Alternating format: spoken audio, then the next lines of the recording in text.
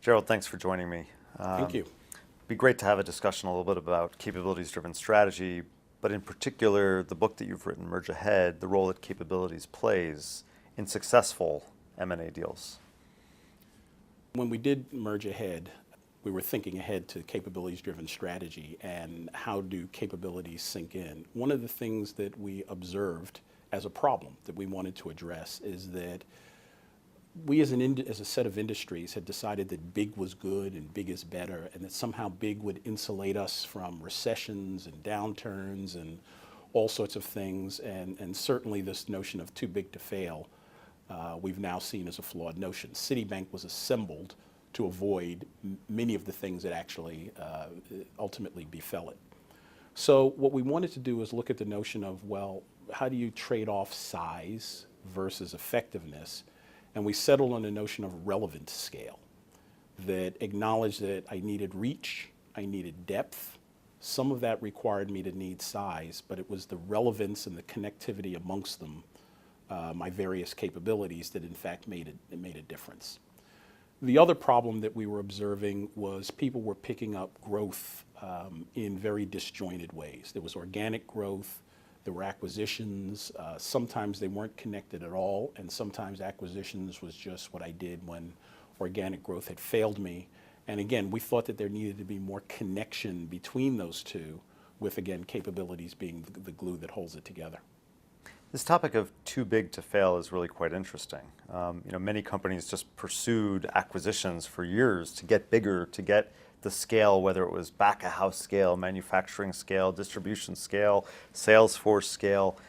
Why is that no longer relevant, or why is it not as relevant anymore? Scale that gives me depth in something or that gives me reach is very relevant.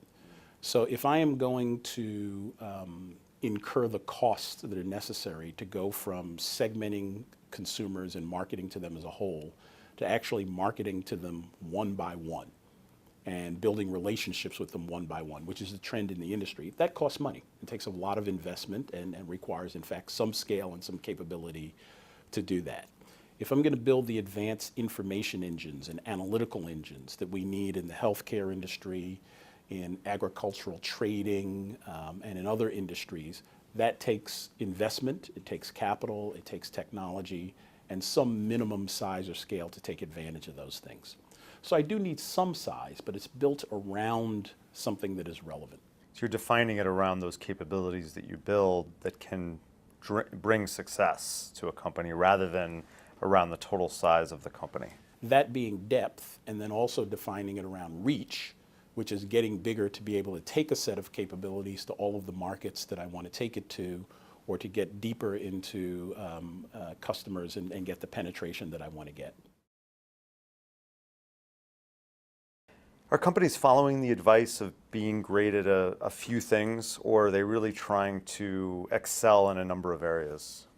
I think we see a mixed bag. On the one hand, we've seen a lot of companies who were traditionally diversified trying to get some rationality, what we would call relevant scale, and I think, if I borrow a phrase, coherence, into their portfolios. You see companies selling businesses that they shouldn't be in and getting into others where they're doubling down, either on a segment or a channel or something like that. Same thing is going on in technology and what have you. At the other end of the spectrum, you actually have companies that have always been very tightly defined and very good at a few things, who are trying to think about, well, how do I grow and how do I refresh and how do I renew myself? So I think that we're seeing people begin to figure it out and to begin to get a crisper definition of what it means to be related and adjacent and connected. Now, a lot of companies will talk to us about all the reasons why they are incoherent. They have the businesses they have to make certain expectations. They have businesses that are growing that may not be so core to what they do, but they're performing well. They have functions which are out developing the best capabilities, but they may not always be the right capabilities. How do companies start to think through narrowing the focus down and really choosing what they're great at and what that means for their business? If you can articulate that which is at your essence and that makes you most successful, then the question becomes, just because something else is good or just because something else is going well, is that me or should I keep it? I'm not one who necessarily believes that companies can only do one thing at a time, but the question is, how many things can you do at a time that are of different capability systems, different ways to play? Eventually, there's a clear-eyed view, as I said earlier, as to who's a better owner. Is it me or is it someone else? Or is it just simply a matter of I've created a lot of value, I generated a lot of opportunity, and now the child needs to leave the parent's household and go out and be on their own, another form of natural evolution. So I think we look across these and we begin to ask some questions like, do we see capabilities moving back and forth? Do we see people moving back and forth? Do we see knowledge and understanding about how to play moving back and forth? The less of that I see, it might be a leading indicator that the less of that real coherence I have. Okay. I know you've talked in the book and in other places a lot about thinking ahead when you're doing deals, and also just with growth programs in general. What do you mean by taking in consideration a set of moves rather than just an individual move? One of the traps that we fall into in growth in general, in investment in general, in acquisition in particular, is to pick things up one by one and look at them and say, I'm not sure that I want to do this transaction or this deal because it's either too big and too expensive, or it's too small, it doesn't move the needle. And we find a lot of companies get caught in the doom loop that says, well, I can't find anything to buy because of one of those two traps. What you'd like to do is have a growth pathway or a set of themes, and to say, in order to get to that growth pathway, there are a series of puzzle pieces that I could put together, and if I put them together in the right order and in the right sequence, I actually wind up with something better than where I started. So this notion of a pathway and capabilities is very much the way successful managers have grown in their business. You get put into a job, that job stretches you, you learn some capabilities, you succeed. You then get put into another job that leverages the capabilities you had but requires you to learn something new. And that continuous process is how you move up in your career, and the day that stops is the day you stop moving up. For many companies, it's the same kind of a process. So the idea, though, is as you think about these plays over time, capabilities become a critical element in terms of what you're building and what you're leveraging? Capabilities become the glue. There is the error, we believe, of chasing after market positions, as opposed to recognizing that a successful market position is the outcome of applying advantage capabilities. There's certainly the era of chasing after outcomes, growth or profits, as opposed to, again, recognizing that those are the outcome of applying advantage capabilities. So we would argue that growth is about the business of building and acquiring advantage capabilities, and then, of course, deploying them in an appropriate way. What we like to advise at a tactical level is that, let's say I'm trying to find some growth plays or renewal plays. Usually what I'll do is brainstorm a bunch of directions, try to put them together into some coherent themes. And in my mind, a theme is a series of plays, what I call puzzle pieces, that have this coherence or linkage amongst them. And then I put them in a sequence that says, if I can do this one first, be successful, learn some things, apply those things then into the next set of opportunities, learn some new things to pursue that set of opportunities, exactly the pathway that I use in my personal development analogy. I can actually sketch that map out. If I have that map sketched out, what I will observe is that there are places where there are capabilities that I just don't have, and I have to answer the question, how am I going to get them? And I can either invent them or innovate them on my own, I can borrow them in the form of an alliance, or I can go and acquire them. And if I have this roadmap, I've now pulled together in one place my innovation capability, my alliance capability, my acquisition capability, so that they're connected, unlike one of the problems that we talked about at the outset. They're connected as one tapestry as opposed to being individual disconnected threads. It also allows me to figure out what to do about acquisitions that arise out of sequence. I mean, if I know where I'm going and all of a sudden an opportunity pops up, I can say, okay, I see where this now fits in the overall scheme of things. So that's sort of the advanced planning before even getting into a specific deal. What happens now when I'm looking at a particular company? I mean, what is the lens I want to think through some due diligence questions and really how I think about getting value from that particular deal? Within this roadmap, if I've said, here's a capability and I think the right way to get it is via an acquisition, I've probably identified some companies that fit that acquisition. And if the target is one of them, then I know where they fit and I'm into a business case building and a due diligence. We like to do what we call an enhanced business case, which goes beyond just the legal and the financial, and it gets all the way into, will this thing fulfill the mission that I wanted it to fulfill, and can I in fact integrate it in the way that I want to integrate it? What about downstream? You know, you're now in the midst of a post-merger integration. You know, you're working on all the cost synergies, you're working on the revenue opportunities. What role now does capabilities play? Well, a capabilities-based acquisition as opposed to a consolidation where I'm just going to roll up the same thing over and over again or get more of what I already have. A capabilities-based acquisition poses a couple of challenges. So let's assume that I am a coherent company and I've maintained coherence and now I'm acquiring a new capability. This is a non-trivial process as to how I'm going to bring this in, and the more coherent I am, the harder it is to bring in a new capability.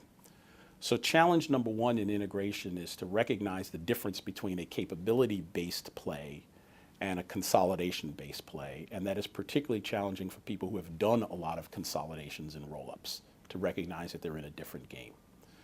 The second challenge is to understand the nature of the capability play and what it is I need to do. Sometimes I'm just getting a capability, attaching it, and it's okay that I leave it over here on the side and exploit it. So in many cases in pharmaceuticals with biotech, it's okay that the lab does its thing, that the small biotech entity does its thing, as long as it generates products that we can feed into the larger beast. In some cases, I need the capability to actually integrate into what I'm doing. I actually have to bring it together. A lot of what's going on in the tech industry with bringing hardware and software and the service side together, I actually need those capabilities and that integrate into a whole, you know, so that when it's done, it's a soup. It's not just the individual components of the soup. Very different challenge. There are some challenges where I actually am trying to infuse a capability throughout a large entity. So there are companies that are buying small entities that will teach them how to be customer responsive. There are acquisitions going on these days to infuse high-end information analysis capabilities throughout product companies. You'll see that in the ag industry and trading and in the health industry around healthcare. So now somehow this capability, this knowledge has to spread itself throughout the organization. All of those are very different integration challenges from each other and very different from consolidation. Now, the capability acquisition that you talked about, you know, this is one that, you know, and I really agree this is a very challenging area because often capabilities are hard to port and they're hard to incorporate. Mm-hmm. You know, what are some things specifically that you do to make sure you don't lose the capability that you really were intending to bring in? Up front, if we've done this road mapping and this planning, first of all, we have identified the fact that we are doing a capability-based play, and what the capabilities are we need to preserve so that we don't lose sight of that. Secondly, we are trying to understand where that capability is resident. You know, what part of the entity actually holds that? Is it embedded in the knowledge of the individual people? Is it embedded in business practices? Is it embedded in institutional knowledge in the form of tools and techniques? Where is it actually resident? And therefore, what is the essence of what I have to preserve? I got a lot of things going on in integration. I'm trying to take out cost. I'm trying to bring human resources together. I'm trying to deal with overlapping customers, all of these other things. But at the heart of it, I have to identify what is that thing I'm trying to preserve. And then what is it that I, as the acquirer, am likely to do to mess that up? And how do I get around that? You mentioned capability systems, and this is something that we talk a lot about, the difference between capability systems and core competencies. But I'd be interested in your view in terms of what is the difference between those two and how are companies migrating from core competencies to capability systems? You know, I think the capabilities-driven strategy that that Booz has been articulating is about, one, certainly starting with a capability. which is not the old core competencies concept. It is really something that I know how to do, but something that I know how to do well and in a differentiated way. In most industries, knowing one thing is not enough. It's usually having a series of things that I put together, hence your question about a series of capabilities. In this day and age, if there's one thing that I know how to do, one technology, one selling technique, one asset play, that's usually going to be copied and mimicked fairly quickly. But if I can put together a mix of things that in fact others just can't figure out the secret sauce, can't figure out the way to play, or certainly can't replicate it very easily, now I've got something that has some endurance over time. So that's another difference between the old notion of a capability and what we're talking about. And then finally is just, as we've done throughout this conversation, is rarely saying the word capability without having the word advantaged precede it. You'll go to a company, some of our chemical clients, and we'll say, what are your capabilities? And you'll get a list of 30 things, including polymer chemistry and manufacturing. And those are all capabilities, but those are not advantage capabilities. That's just entry stakes to be able to play the game. What's advantaged, and what are we building on? Yeah, this is, I think, a problem that we often see is that list is often 30 things. And when it's 30 things, it's very challenging to sort through what's really important, what's critical to my strategy, critical to what I'm doing to create value in the market, and what are some things that are maybe table stakes, or maybe things that I don't need but I'm investing in because my competitors have them. I think sorting through that challenge is very difficult. Any advice on beginning that process of identifying the few that matter, the some that might be required but I don't have to be great at, and the others that may not be important? First of all, simply asking that question that way starts to get you down the path, as opposed to the old core competencies notion, which generated long lists.